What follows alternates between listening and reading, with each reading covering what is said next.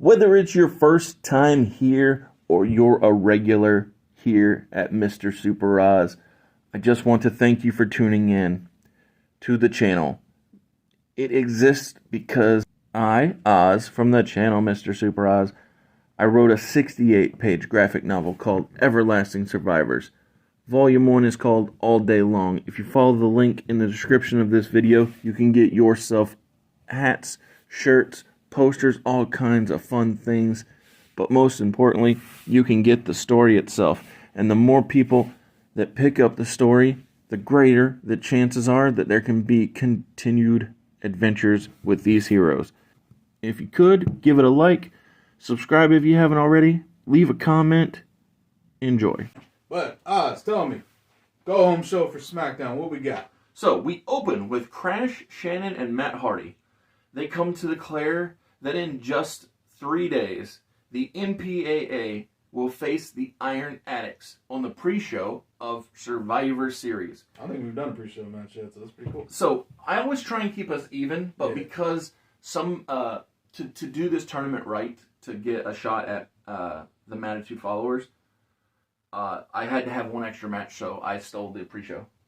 Works for me. Because, like I said, I just like the idea of the pay-per-views being even, Steven. Yeah, I like it. So that the team that wins will advance on to face the Regal Counter Threat and Team Booker T with mystery opponents.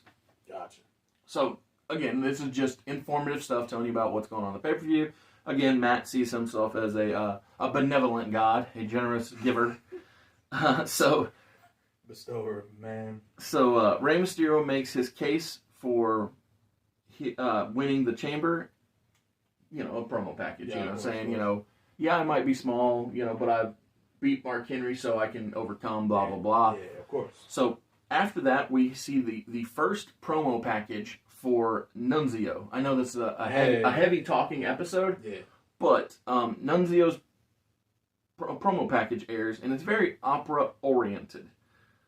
Because we're getting over his heritage, right? And so I looked it up, and, over in Italy, they got a big opera culture. And each week it'll be a different Italian theme.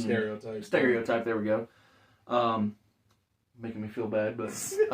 so Stereotype isn't always a bad thing. I'm just kidding. So the first match of the night here on SmackDown is Big Daddy Cool, Diesel, Kevin Nash. He's getting momentum after his loss last week to Chuck Palumbo. He is taking on the Tough Enough winner, Maven. And obviously, Kevin Nash makes pretty simple work out of Maven because I'm not really pushing Maven. Yeah. Fair enough. Okay. Even Steven. Can't even be mad at it. So post-match, even though Booker can't get Regal at the pay-per-view, we see Booker talking with Lance Storm in the back. And he challenges him, Lance that is, to have a match because Booker T feels as though Lance Storm has more going for him than what he's getting out of the Regal Counter Threat. Yeah. And so Storm accepts. He's a bad guy, but he's almost like an Imperium bad guy, meaning, yeah, we know you're bad, but you're still a really great wrestler. I'm about to say, we appreciate your talent. Yes, appreciate your talent. So next up, we have Justin Credible versus Jamie Noble. Lol, Noble wins. Hey! So, again, another... Mrs. Splash roll-up? Just something inventive, right? Okay. So, let's say, for instance... Actually, we're going to say something. So, when I think of Justin Credible, I think of him wanting to kick Jamie Noble's head off. Yes. And so, when Justin Credible goes for a super kick, not Sweet Chin Music, but a super kick.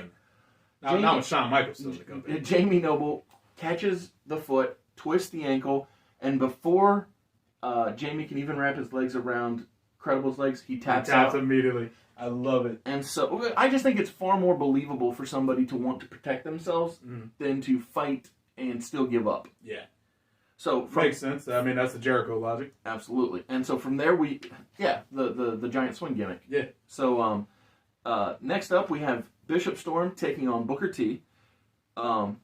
Even though the Regal Counter Threat are at at ringside, Lance Storm still does something out of the Regal Counter Threats character, and it's this.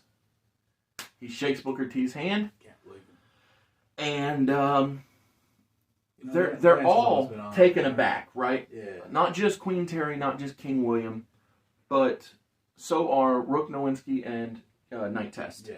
So much so that all throughout the match, they're chattering back and forth, all four of them, and it seems as though they keep edging their way closer and closer to the back, until Lance Storm defeats Booker T, and then lo and behold, they all just happen to be back at ringside. Pop up at ringside. Like, oh, we're all back. Yeah, it's like we were always on your side. We were there, here the but- whole time. This is what we meant. It's Yes. like, oh my goodness, it's so just sowing seeds of doubt Yeah. on both sides, actually, both Storm and all the others. Yeah. And the rest of the squad. So before we get to the main event match, which lo and behold actually features the Regal Counter Threat, we get one final promo to build toward Survivor Series. This time it's the Dead Man.